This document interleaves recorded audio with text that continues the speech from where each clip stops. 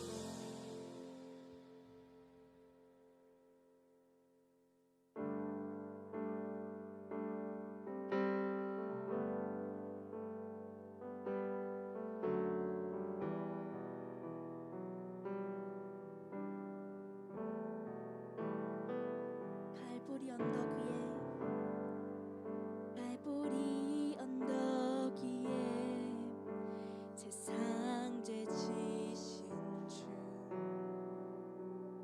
온 세상에 빈 예수 죄를 물으신 주님 우리 죄와 수치 다 감당하셨네. 온 하늘이 빛을 잃고 주 외면당했네.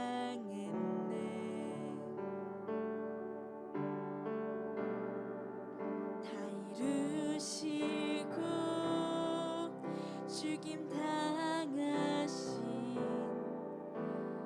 하나님 어린 갈보리 언덕 위에 갈보리 언덕 위에 세상 죄 지신 주 온 세상에 빈 예수 죄를 물으신 주님 우리 죄와 수치 다 감당하셨네. 온 하늘이 빛을 잃고 주 외면당했네.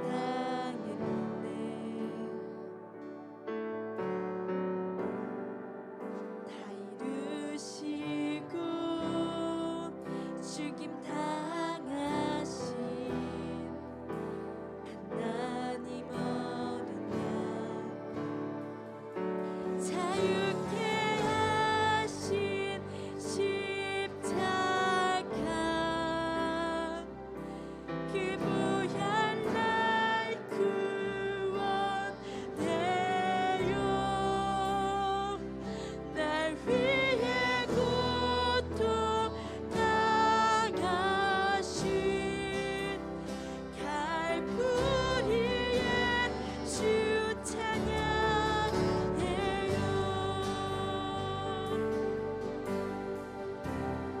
갈보리 언덕 위에 갈보리 언덕 위에 세상 죄 지신 주 온 세상에 빈 예수 죄를 물으신 주님 우리 죄와 수치 다 감당하신 갈보리 언덕 위에 아버지 뜻 따라 갈보리 언덕 위에 아버지 뜻 따라 순종하신 주 갈보리 언덕 위에 갈보리 언덕 위에 아버지 뜻 따라 순종하신 주님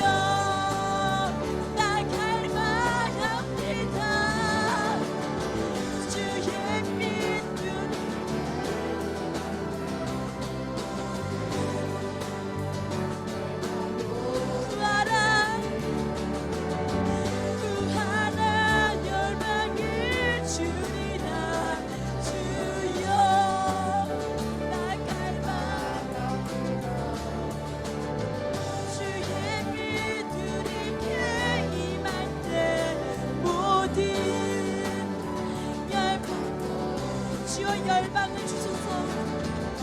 주여 열방을 주소서.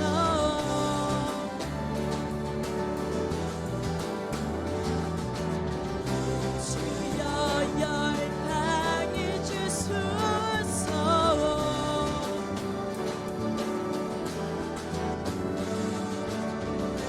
주여 열방을 주소서.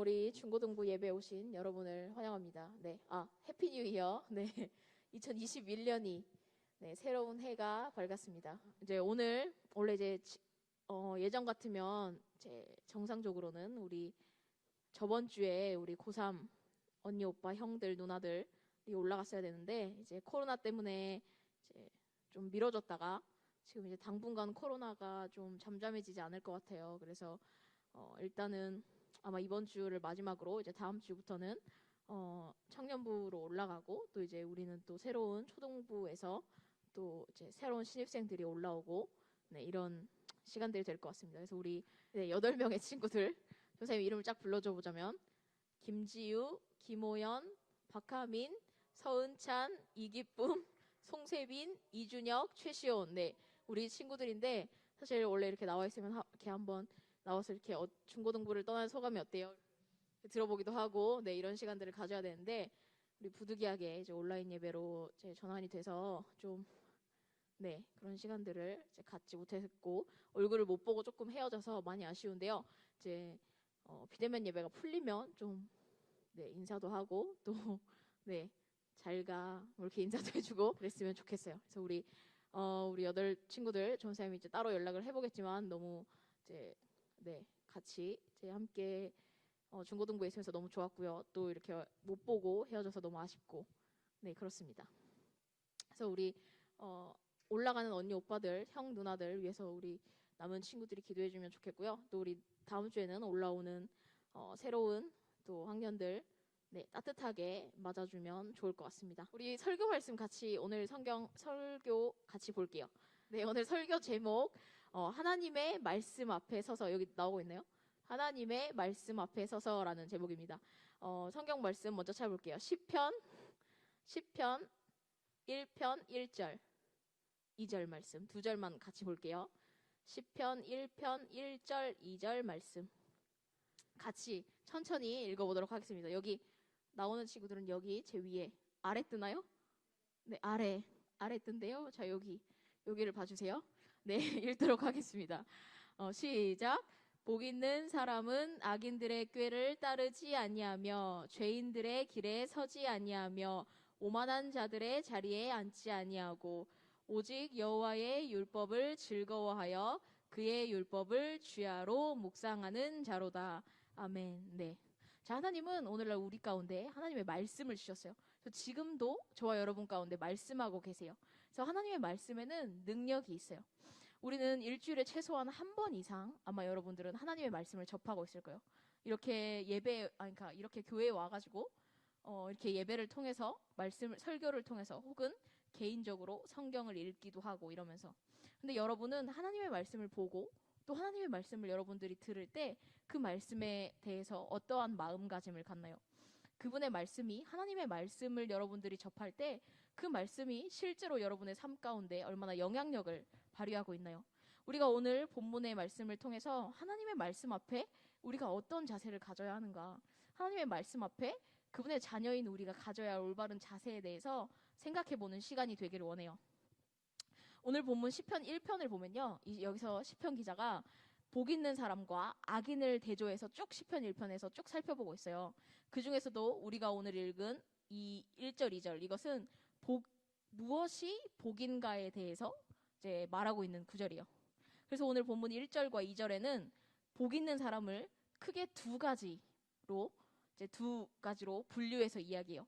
첫 번째로 1절을 보면요, 어떤 것들을 하지 않는다는 소극적인 행위의 복으로서 1절에서 언급되고 있는 세 가지 악에 빠지지 않는 것이 바로 복 있는 사람이다라는 것을 이야기하고요. 둘째로 2절에서 이야기하고 있는 것처럼 어떤 것을 한다라는 적극적인 행위의 복으로서 율법을 즐거워하며 그것을 주야로 묵상하는 사람, 바로 이 사람들이 복 있는 사람이다라고 이야기를 하고 있어요. 그러나 결국 이 두 구절은 서로 밀접하게 연결되어 있는 구절이에요. 자, 1절에서 말하고 있는 복 있는 사람은 악인들의 꾀를 따르지 아니하며 죄인들의 길에 서지 아니하며 오만한 자들의 자리에 앉지 않는 사람들이에요. 우리가 이런 악한 길에 빠지지 않는 것은 결국 하나님의 말씀을 우리가 가까이 하고 하나님의 말씀을 우리가 밤낮으로 묵상할 때 이 일이 이제 가능한 일이에요. 그래서 첫 번째, 하나님의 말씀이 우리의 거울. 하나님의 말씀이 우리의 거울. 우리는 우리의 모습을 확인할 때, 예를 들면 내가 이렇게 머리가 이렇게 조금 어디 한쪽에 조금 까치집이 지진 않았는지, 뭐 혹은 내 얼굴에 뭐가 묻진 않았는지, 지금 내가 어떤 상태인지 확인하기 위해서 우리는 종종 거울을 봐요. 그래서 좋은 선생님이 이런 경험이 있어요. 자, 한 번은 이제 사람들이랑, 물론 코로나 터지기 전에 아주 꿈 같은 얘기죠. 이제 사람들이랑 한 번은 이제 되게 맛있게 막 밥을 열심히 먹었어요. 막 말하면서 재밌게 막 깔깔대기도 하고 막 한바구음을 막 짓고 막 사람들이랑 막 재밌다고 막 얘기하면서 밥을 맛있게 먹었어요. 근데 그래서 그러고 이제 재밌다 이러면서 이렇게 들어와가지고 집에 돌아와서 이렇게 거울을 보는데 전사님의 이런 전사님의 이에 그 먹은 음식의 채취가 남아있는 것을 전사님이 발견하게 됐어요. 전사님이 얼마나 지금 생각해도 얼굴이 빨개지라 그래. 지금 얼마나 그때 수치스럽던지. 네, 전사님이 진짜 막 창피해가지고. 그래서 원래 전사님이 사실은 밥 먹고 나서는 거의 이제 항상 이렇게 확인을 해요. 에티켓이잖니? 자, 그래서 밥 먹고 나서 거의 이렇게 조그만 거울로 이렇게 확인을 하거든요. 근데 그날은 왜 그랬는지 안 그랬나 봐요, 전사님이. 그러니까 매우 수치스러운 상황을 전사님이 그때 맞닥뜨리고 말았어요. 이렇게 거울이 없다면 우리는 꽤 많은 순간 우리의 삶 가운데 곤란한 상황을 만났을 거예요. 우리는 거울을 통해서 지금 내가 어떤 모습을 하고 있는지, 지금 내가 뭐가 묻지는 않았나? 뭐가 잘못되지는 않았나? 이런 것들을 확인을 할 수가 있어요. 그래서 거울을 통해 우리는 우리의 모습을 비춰볼 수가 있는 거예요. 그런데 하나님의 말씀이 바로 우리에게 이 거울과 같다는 거예요. 이 거울과 같은 역할을 이 하나님의 말씀이 한다는 거예요. 거울에 서면 나의 모습이 그 거울에 비춰지듯이 우리가 하나님의 말씀 앞에 설 때 그 앞에 우리의 모습이 드러나게 되기 때문이요. 히브리서 12장에 보면 이 하나님의 말씀의 기능이 우리에게 어떠한 역할을 하는지를 아주 잘 이야기해주고 있어요. 히브리서 4장 12절, 자, 우리 한번 찾아볼까요? 히브리서 4장 12절, 13절, 2절 볼게요. 히브리서 4장 12절, 13절. 히브리서 4장 12절, 13절 같이 천천히 읽어보도록 할게요. 시작. 하나님의 말씀은 살아있고 활력이 있어 좌우의 날선 어떤 검보다도 예리하여 혼과 영과 및 관절과 골수를 찔러 쪼개기까지 하며 또 마음의 생각과 뜻을 판단하나니 지으신 것이 하나도 그 앞에 나타나지 않음이 없고 우리의 결산을 받으실 이의 눈앞에 만물이 발가벗은 것 같이 드러나느니라. 아멘. 네. 그래서 하나님의 말씀은 단지 어떤 쓰여져 있는 글자, 어떤 문자가 아니라 살아있는 하나님의 능력이에요. 그 속에 하나님의 마음이 있고요. 또 그 하나님의 말씀 가운데 하나님이 하신 일이 있어요. 그래서 하나님은 말씀을 통해서 우리에게 하나님 당신이 어떤 분인가를 알리시고 또 하나님의 마음을 우리에게 보여주세요. 그리고 하나님의 뜻을 우리에게 알게 하시고 또 우리 가운데 말씀해 주세요. 그래서 하나님의 말씀에는 생명력이 있어서 우리의 마음을 깨우쳐주고 또 우리를 변화시키는 능력이 바로 이 하나님의 말씀 안에 있어요. 그리고 하나님의 말씀은 검과 같아요. 아주 예리한 검. 그래서 우리 마음 안에 있는 탐욕과 욕심, 시기, 음란함, 거짓 등의 이런 온갖 죄악을 예리하게 심판하는 능력이 있어요. 인간의 가장 은밀한 곳까지 깊게 관통하고 그것을 드러내는 힘이 바로 하나님의 말씀에 있다는 거예요. 말씀은 우리의 마음과 생각과 우리의 뜻을 판단해요. 이것이 바로 말씀의 기능이에요. 그래서 우리는 하나님의 말씀 앞에 우리의 죄를 깨닫고 때로는 우리의 상태를, 지금 나의 모습을 보게 돼요. 하나님의 말씀을 보고 그 말씀을 들을 때, 그 말씀 앞에 서게 될 때 우리에게 찔림이 있게 돼요. 그래서 하나님의 말씀을 통해 우리는 죄를 깨닫게 되기도 하고요. 지금 내가 하나님 앞에서 어떤 자리에 있는가, 어떤 상태에 있는가를 그 말씀을 듣는 가운데 또 말씀을 보는 가운데 깨닫게 되는 일들이 있는 거예요. 그래서 하나님의 말씀 앞에 설 때 그 앞에 우리가 발가벗긴 것처럼 그렇게 드러나게 돼요. 마치 우리가 거울 앞에 설 때와 마찬가지로요. 거울은 우리의 겉모습만을 비춰줘요. 내가 지금 이렇게 딱 거울 앞에 서면 지금 내가 무슨 옷을 입었고 또 여기 혹시 바깥에 뭐가 묻진 않았는지 우리의 겉모습만을 비춰줘요. 그렇지만 우리가 하나님의 말씀 앞에 설 때 우리는 그 하나님의 말씀 앞에서 우리 마음의 동기, 또 우리 마음의 생각, 우리 마음의 감정, 겉으로 보기에 드러나지 않는 그 우리 내면의 것들이 다 그 하나님의 말씀 앞에 드러나게 된다는 거예요. 그래서 우리는 자꾸 하나님의 말씀 앞에 서야 돼요. 하나님의 말씀 앞에 우리 자신을 자꾸 세워야 해요. 말씀을 통해서 나의 모습이나 나의 상태가 비춰질 때 그 하나님의 말씀 앞에 내가 올바르지 못한 감정이나 생각이나 그 마음을 품고 있는 것이 비춰질 때 우리는 그 하나님의 말씀 앞에 그 기준 앞에 정직하게 서야 한다는 거예요. 그러나 정말 많은 사람들이 하나님이 말씀을 통해서 나에게 어떤 부분을 깨닫게 해주시고 또 어떤 부분을 알게 하시고 어떤 부분을 비춰주셔도 그 말씀대로 삶을 조정하는 자리에까지 가지 못하는 경우가 거의 대부분이라는 거예요. 그냥 은근슬쩍 타협하는 자리에 가거나 때로는 하나님이 나에게 말씀을 읽는 가운데 혹은 설교를 듣는 가운데 어떤 부분을 깨닫게 하셔도 그냥 해야 되는데 하다가 잊어버리고 마는 그런 경우도 너무나 많아요. 그러나 말씀이 우리 가운데 비춰질 때 우리가 그 하나님의 말씀 앞에 반응해서 서는 자세가 무엇보다도 우리에게 필요한 또 중요한 자세예요. 그래서 오스왈드 챔버스 목사님은 그분이 쓰신 책에서 이렇게 이야기하고 있어요. 하나님의 빛에 의해 성경에서 한 가지 기준이 계시되었을 때 당신이 그 기준에 이르지 못한 것을 알고 있음에도 불구하고 여전히 그 기준을 향해 나아가고자 하는 마음이 없다면 이는 영적 침체의 시작입니다. 그 이유는 당신의 양심이 더 이상 진리에 반응하지 않기 때문입니다. 진리를 알고 난 후 당신의 인생은 결코 전과 같을 수 없습니다.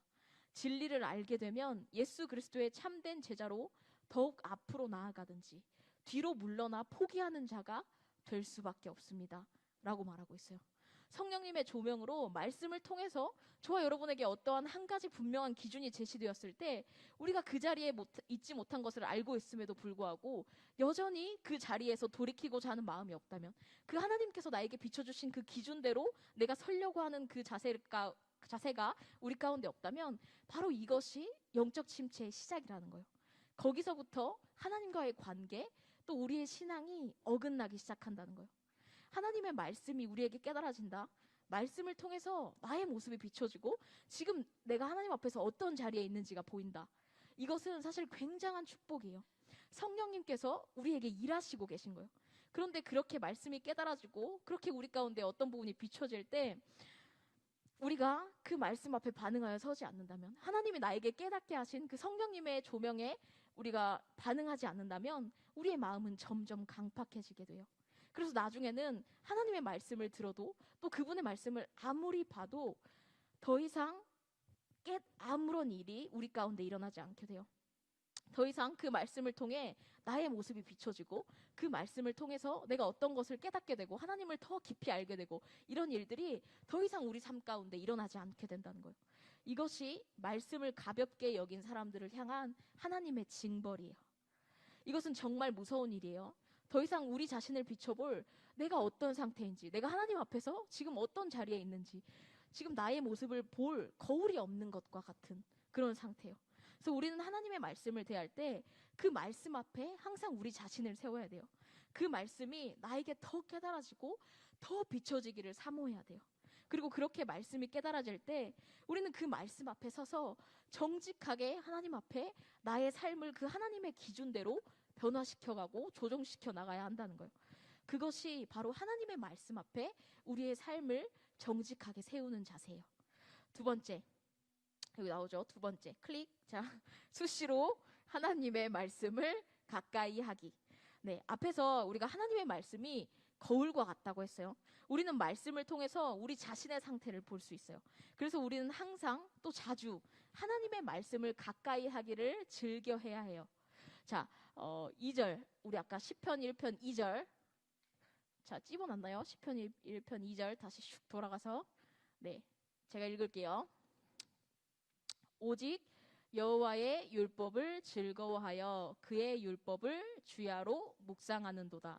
자, 여기에서 말하는 율법은 바로 하나님의 말씀이 기록된 성경 전체를 가리켜요. 그래서 여기 율법을 즐거워하여 그의 율법을 주야로 묵상하는 자로다라는 표현이 있는데 이것을 사실 우리가 이 글자 그대로 그냥 이해하자면 복 있는 사람은 율법을 즐거워하면서 그 율법을 주야로 묵상하는 사람이다 라는 식으로 이해하기가 쉬워요. 그러나 사실 이 부분은 사람의 복은 하나님의 율법을 즐거워하여 그 율법을 주야로 묵상하는 것이다 라고 이해하는 것이 조금 더 정확한 이해예요. 자, 그래서 2절을 우리가 2절 성경 봐보세요. 2절을 보면 2절을 두 부분으로 나눠서 살펴볼게요. 그래서 2절을 두 부분으로 딱 나누면 오직 여호와의 율법을 즐거워하여, 여기까지를 직역해보면 그의 즐거움이 여호와의 율법 안에 있다라는 의미가 돼요. 이것은 곧 의인이 성경 안에서 하나님의 뜻을 발견하고 하나님의 마음을 깨닫고 기뻐하는 상태, 그것을 묘사하는 말이에요. 그래서 성경은 살아계신 하나님에 대해서 증언하고 있는 하나님의 말씀이 담긴 책이에요. 우리는 성경에서 증언하고 있는 그 하나님을 믿어요. 성경은 하나님의 역사, 그분의 행하심에 대해, 그분이 어떤 분이신가에 대해 구체적으로 저와 여러분에게 증언하고 있어요. 우리가 성경을 보면 하나님은 어떤 분이신지, 또 그분들이 지금까지 어떤 일들을 행해 오셨는지, 또 그분이 어떤 것을 기뻐하시고 어떤 것을 싫어하시는지 알 수 있어요.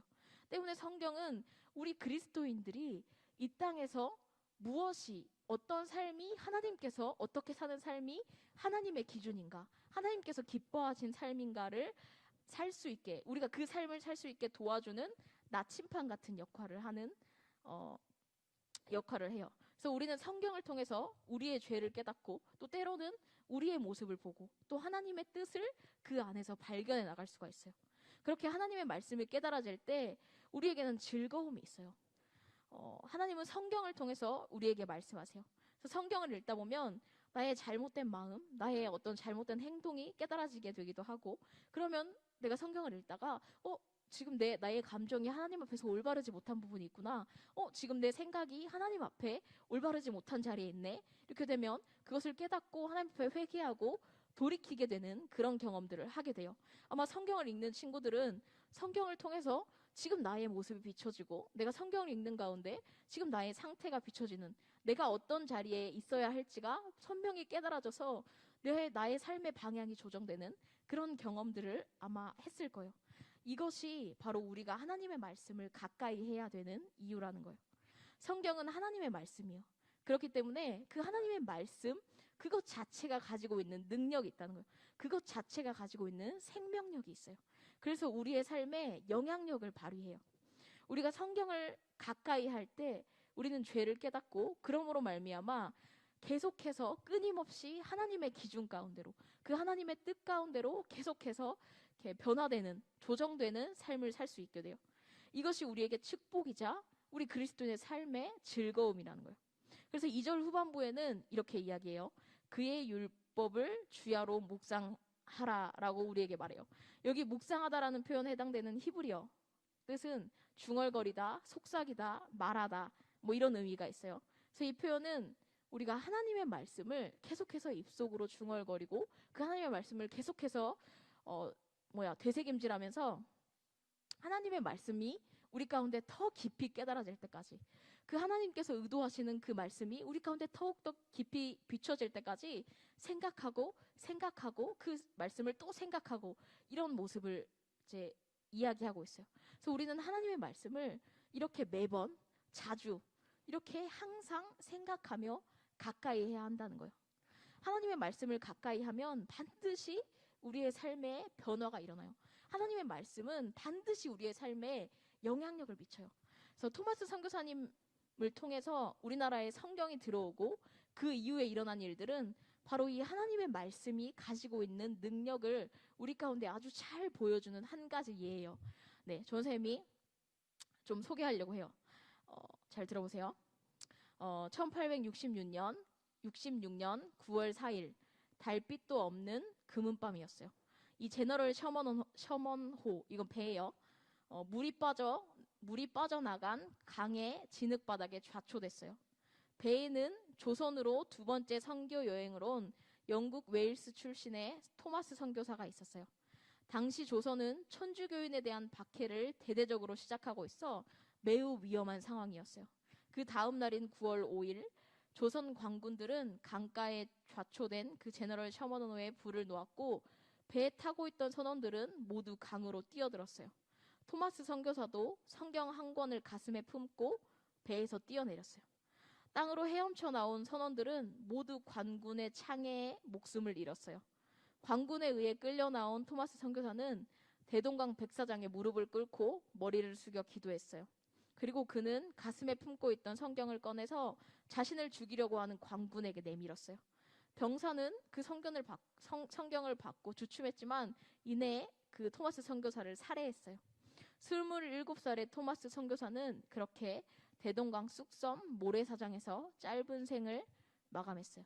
그런데 그때 토마스 선교사가 배에서 뿌린 성경을 주운 사람은 정부 관원을 포함해 매우 많은 숫자에 달했어요. 그 중에 한 사람, 당시 20살이었던 이신행이라는 여인도 성경 한 권을 얻어 집으로 돌아왔는데 그 후 그녀는 평양 최초의 여자 교인이 됐어요. 그리고 그녀의 아들 이덕환도 평양 장대연 교회의 장로로 심우했어요. 제너럴 셔먼 홀을 구경하러 그냥 대동강변으로 나온 11세 소년 최치량도 토마스 선교사가 뿌린 성경 3권을 얻어 돌아왔어요. 당시 영문주사로 있던 박영식은 성경책의 종이 질이 너무 좋아서 이거를 책을 그냥 버리려니까 너무 아까워서 한 장 한 장 다 뜯어서 자기 집에 어떤 벽지로 이렇게 딱 붙인 거예요. 그러니까 벽에 붙은 성경의 내용을 매일매일 이 사람이 읽어 내려갔어요. 자연스럽게. 그러다 그는 그 성경을 읽고 예수님을 믿게 되었어요. 그리고 그의 집은 예배의 처소로 사용됐는데 나중에 이곳이 바로 평양 최초의 개신교인 널다리골 교회가 되었고 이 교회는 후에 장대연 교회가 되어서 이곳에서부터 바로 평양 대부흥 운동이 시작되게 되었어요. 그리고 토마스 선교사님이 죽기 전 성경을 건넸던 그 박충건이라는 병사도 성경을 통해서 결국은 회개하고 예수님을 믿게 되는 자리에까지 가게 돼요. 이렇게 토마스 선교사님이 준 성경으로 인해 하나님을 몰랐던 사람들이 바로 하나님의 말씀을 접하게 되었다는 거예요. 그러므로 말미암아 하나님을 믿게 되는 놀라운 역사가 그들 가운데 일어나게 되었어요. 선교사님이 그들에게 직접 뭐 성경을 주면서 뭐 복음을 쭉 이렇게 설명해 준 것도 아니고요. 그냥 순교당하시면서 전해진 성경, 하나님의 말씀을 통해서 그들이 그냥 하나님을 믿게 된 거예요. 이것이 바로 하나님의 말씀이 가진 능력, 하나님의 말씀이 가진 생명력이라는 거예요. 하나님의 말씀은 그래서 우리의 삶을 또 우리를 변화시킬 능력을 가지고 있어요.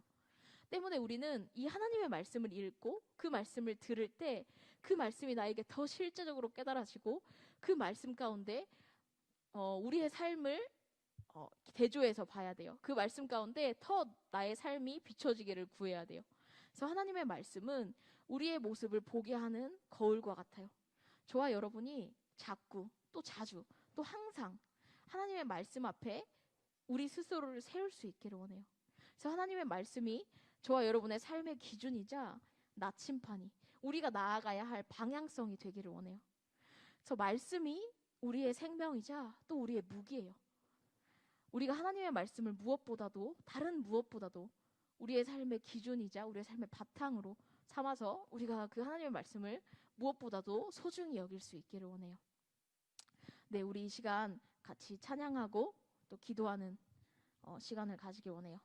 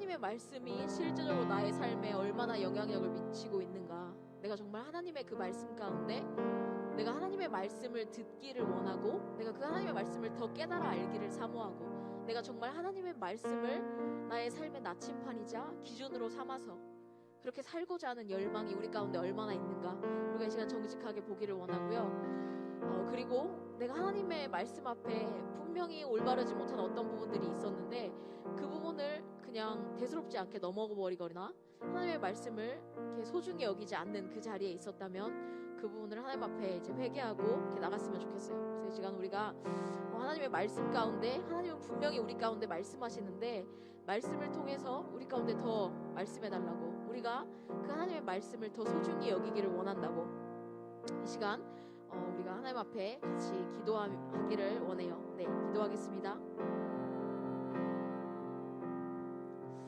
하나님, 주님의 말씀이 우리의 삶을 이끌고 가기를 원합니다. 하나님의 말씀이 우리의 삶에 영향력을 발휘하기를 원합니다. 우리 한 사람 한 사람이 주님의 말씀을 대하고 또 주님의 말씀을 접할 때 우리에게 더 많은 깨달음과 더 많은 비추심이 있기를 원합니다. 우리가 주의 말씀을 통하여서 주의 말씀 앞에 우리의 삶을 세우고 또 우리 자신을 세울 수 있기를 원합니다. 아버지, 우리가 그 말씀 앞에서 우리의 상태를 보고 우리의 모습을 발견하고 그 주님의 말씀 앞에, 그 기준 앞에 우리의 삶을 겸손히 조정하여 나아갈 수 있는 자리로 나아갈 수 있도록 주님, 우리 가운데 더 깨닫게 해주세요. 우리 가운데 더 보게 해주세요. 주님의 말씀 앞에 우리의 삶이 더 조정되기를 원합니다. 하나님의 말씀이 우리의 삶의 기준이자 우리의 삶의 바탕이자 또 우리의 삶의 나침판이 되기를 원합니다. 그것이 우리의 삶의 기준임을 고백합니다. 하나님의 말씀이 우리의 삶의 생명이고 그것이 우리의 삶의 바탕임을 고백합니다. 주님, 우리 한 사람 한 사람이 주님의 말씀으로, 주님의 그 생명의 말씀으로 무장될 수 있기를 원합니다. 주님, 감사합니다.